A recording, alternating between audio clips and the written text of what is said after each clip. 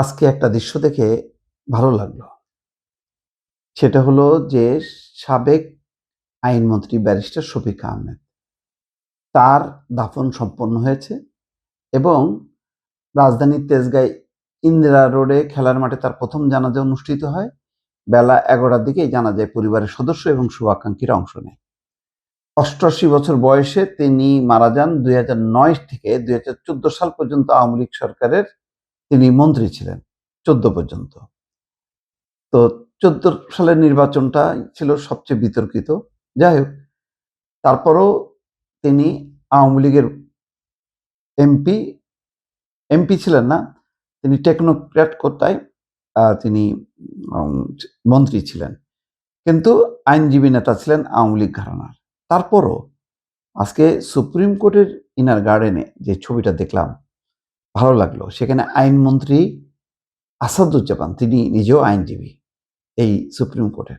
Supreme কোর্টের appeal এবং high court বিভাগের বিচারপতি, attorney general barrister Mohammad Ruhul Quddus Kajal, supreme court আইনজীবী সমিতির সভাপতি ব্যারিস্টার মাহবুবউদ্দিন খোকন, তারপরে আইনজীবী সহ অন্যান্য কর্মকর্তা সবাই অংশ নিয়েছে। এটার বলার উদ্দেশ্য হলো এই যে মতিয়া চৌধুরীর মতন নাম করা আওয়ামী লীগ নেত্রী, অনেকেরই এক সময়ের তুখোড় ছাত্র, অগ্নিকন্যা বলা হতো। আম তিনি ছাত্রনেতা থেকে শুরু করে খুব ঐতিহ্যবাহী একসময় বাংলাদেশের প্রগতিশীল আন্দোলনের নেত্রী ছিলেন, পরে আওয়ামী লীগের নেত্রী ছিলেন, মন্ত্রী ছিলেন, এমপি ছিলেন। কিন্তু তার মৃত্যুর সময় খুব করুণ দৃশ্য, কেউ ছিল না পাশে।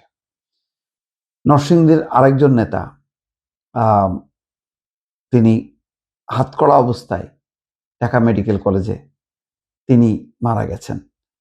আম ঠিক এই মুহূর্তে নামটা দর্শক আমার মনে পড়ছে না। আম এই দৃশ্যগুলো ভালো লাগেনি। কিন্তু আজকের এই দৃশ্যটা ভালো লেগেছে।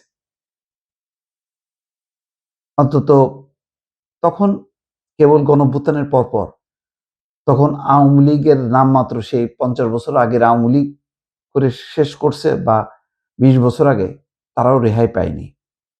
তারা ক্ষোভের শিকার হয়েছে। এগুলি অযৌক্তিক সেটাও বলা যাবে না। আবার অতি উৎসাহী কিছু লোকজন আছে। কিছু আ উস্কানিমূলক আ ঘটনা ঘটানোর জন্য কিছু মানুষও এই সুযোগ নিয়ে কাজ করেছে। এটাও সত্য। তো তখন সেই তিক্ততা, সেই অবস্থা, একেকটা আওয়ামী লীগের নেতাদের বাসভবন, কার্যালয় ১ বার ভাঙা হচ্ছে, ২ বার ভাঙা হচ্ছে, ৩ বার ভাঙা হচ্ছে। নানা রকম উস্কানির মুখে বুলডোজার যে হাজির হচ্ছে। তো আমার ভয় ছিল যখন শফিক আহমেদ মারা গেছেন, আমি ভাবছিলাম যে তারও বোধহয় কি পরিস্থিতি হয়, অ্যা গোপনে কি দ্রুত দাফন করতে হয়? ঠিক সেইভাবে সম্মান জানানো যাবে কিনা? পরে দেখলাম যে না, তাকে সম্মান জানিয়েছে এবং ইন্টারেস্টিং ব্যাপার হচ্ছে সুপ্রিম কোর্টের আইনজীবী প্রাঙ্গণে বিএনপির আইনজীবী নেতারাই আসাদুজ্জামান সহ যিনি আইনমন্ত্রী রুহুল কুদ্দুস, তারাই কিন্তু সামনে, মাহবুবউদ্দিন খোকন, তারাই সামনে থাকলো। আওয়ামী লীগের পরিচিত আইনজীবী নেতাদেরকে আর দেখা গেল না। তো ভালো যে অন্তত ঐতিহ্যটা ধরে রাখলো। সুপ্রিম কোর্টের একটা নির্বাচন অনেক কাল পর্যন্ত, জাতীয় নির্বাচন কলুষিত হলেও সুপ্রিম কোর্টের একটা নিরপেক্ষ নির্বাচন ছিল। কিন্তু শেষ দিকে এসে সেটাও ধ্বংস হয়ে গেল। সেই নির্বাচন নিয়েও জালিয়াতি, একতরফা নির্বাচন, সেটাও ঘটল। মানে শেখ হাসিনার আমলে ধ্বংস হয়নি এমন কোনো জায়গা আর বাকি ছিল না। সেই জায়গা থেকে আজকের এই জানা যায় এই বিএনপির নেতাদের অংশগ্রহণ, আওয়ামী লীগ নেতার আ সাবেক নেতা, মন্ত্রীর মৃত্যুতে তাদের এই শ্রদ্ধা নিবেদনের চিত্রটি ভালো লেগেছে। কয়েকদিন আগে আরো একটা ভালো লেগেছে। শিরীন শারমিন চৌধুরী, তার আ তার গ্রেপ্তার করাটাই ঠিক হয়নি।